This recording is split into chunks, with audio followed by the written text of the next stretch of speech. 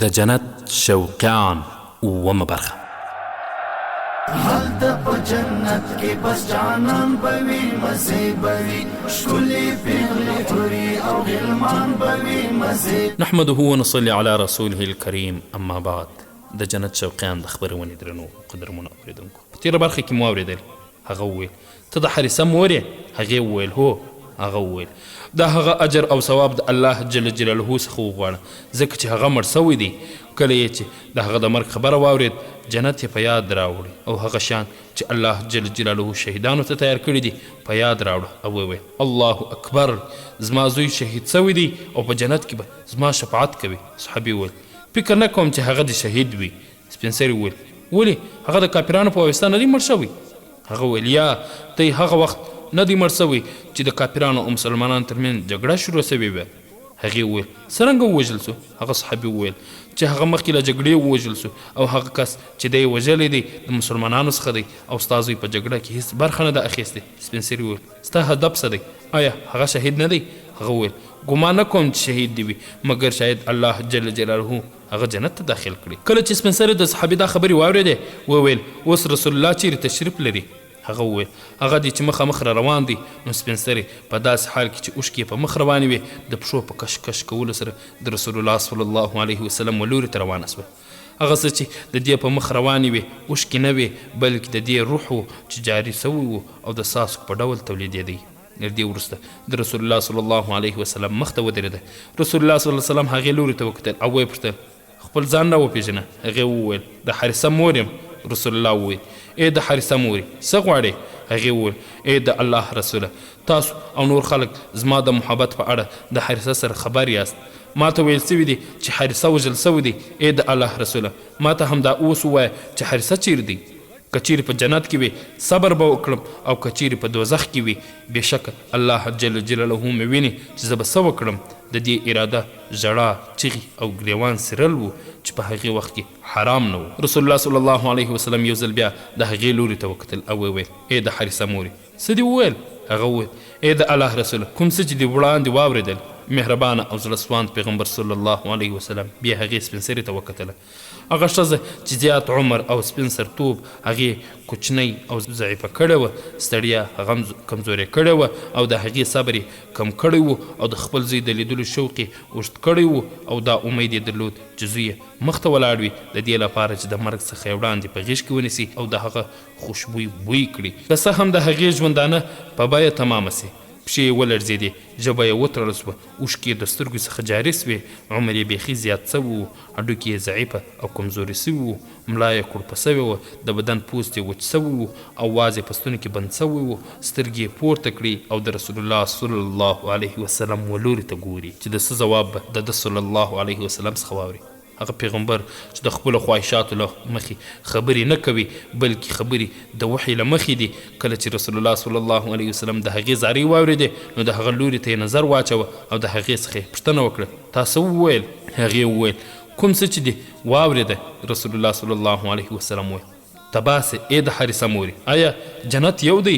بلکې جنتونه ډیر دي او حارثه فردوس اعلی درجې ته رسېدلی دی او د هغه فردوس اعلی جنت بام اوچت د الله جل جلاله عرش دی. د هر جنت سربیره بل جنت سته او د فردوس اعلی بام اوچت عرش الرحمن دی. کله چې مصیبت زده او کړېدلي سپین سري د پیغمبر صلی الله علیه وسلم زیرې واورېدی، اوښکې وچې سوې او خپل استقامت یې پیدا کړ او وویل د الله رسول صلی الله علیه وسلم حارثه په جنت کې دی؟ رسول الله صلی الله علیه وسلم وویل هو په جنت کې دی. نو هغې وویل الله اکبر. له دې وروسته دغه کړېدلې مورکۍ خپل کور ته ستنه سوه او د خپل مرګ انتظار یې کوه چې د له خپل زوی سره یو ځای کړي. د رسول الله صلی الله علیه وسلم څخه مال او غنیمت ونه غوښت او شهرت او نوم طلب کوونکې نه سوه، بلکې د زوی په جنتي کېدو سره په جنت خوشحاله سوه. هغه جنت چې د هغه له پاکو میوو څخه خوراک وکړي او د هغه د ګڼو ونو لاندې د هغو خلکو سره چې تر او تازه وي او د دې سترګې و خپل څښتن ته کتونکي وي د یو ځای به ورسره اوسیږي. ولې به د هغوی بدله او ثواب داسې نه وي؟ خپرونې درنو او قدرمنو اورېدونکو، خپرونه ادامه لري خو له لنډې دمې وروسته.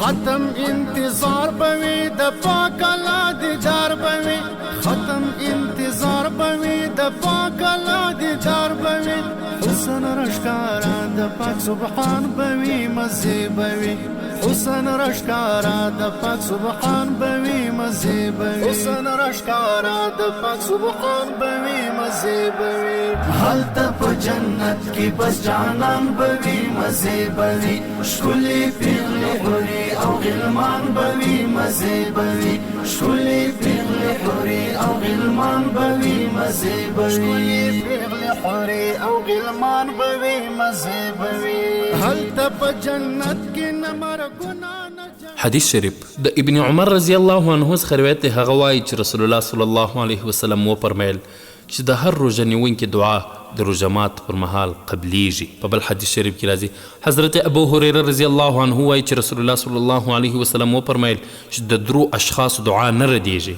یو د روژه مات پر وخت د روژاتي دعا، دویم د عادل باچا دعا، دریم د مظلوم دعا. تر څو د دوی دعا تر ورځو پورته کوي او د اسمان دروازې ورته خلاصیږي او الله جل جلاله وایي چې زما په عزت او جلال چې زه ستاسو کومک کوم که څه هم څه وروسته وي. په بل روایت کې راځي چې الله جل جلاله وایي زه د درو کسانو دعا نه ردوم، د روژاتي دعا تر څو چې روژه مات کوي، د مظلوم دعا تر څو چې کومک ورسره کوم، او د مسافر دعا تر څو چې خپل کور ته راځي. بس جانان بوي مزه بوي شکلي پیغلي حوري او غلمان بوي مزه بوي شکلي پیغلي حوري او غلمان بوي مزه بوي شکلي پیغلي حوري او غلمان بوي مزه بوي شات بوي شراب بوي شده بوي او بوي شات بوي شراب بوي شده بوي او بوي کور خوا کې نهرونه بس روان بوي مزه بوي کور خوا کې نهرونه بس روان بوي مزه بوي بس روان بوي مزه بوي حالت په جنت کې بس جانان بوي مزه بوي شکلي پیغلي حوري او غلمان بوي مزه بوي شکلي پیغلي حوري او غلمان بوي مزه بوي شکلي پیغلي حوري او غلمان بوي مزه بوي ناز بوي نخري بوي ځواني بوي د خپرونې درنو قدرمن اوریدونکو، بیا مې هم سلامونه او نیکي د احترامات ومني.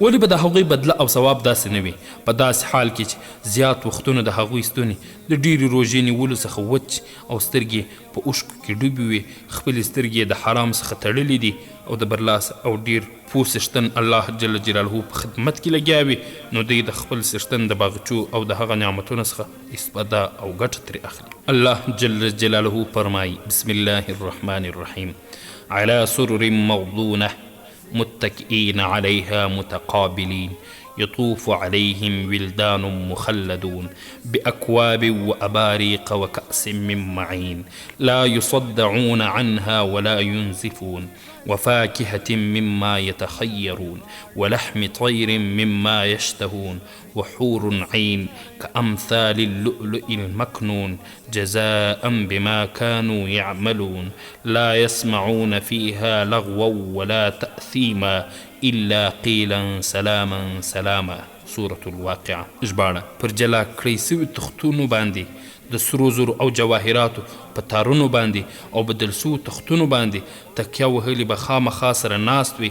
د هغوی په مجلسونو کې به همیشني هلکان په خدمت کې ګرځي را ګرځي د شرابو له بهېدونکي چینو له ډکو پیالو سراحیانو او جامو سره چې د هغوی په چښلو سره به نه د جنتیانو سر وګرځي نه به یې په اعصابو کښې خرابي پیدا سي او د هغو مخې ته به خدمتګاران راز راز خوندورې میوې وړاندې کوي چې کوم یې خوښې وي غوره یې کړي او د مرغانو غوښې به وړاندې کوي د کوم مرغې چې خوښه وي استعمال کړي او د هغو لپاره به د ښایسته سترګو خاوندانې حورې وي داسې ښکلې لکه پټې ساتل سوي ملغلرې. دا هر څه به د هغو د عملونو د مکافات ورکړل سي چې هغوی په دنیا کښې کول.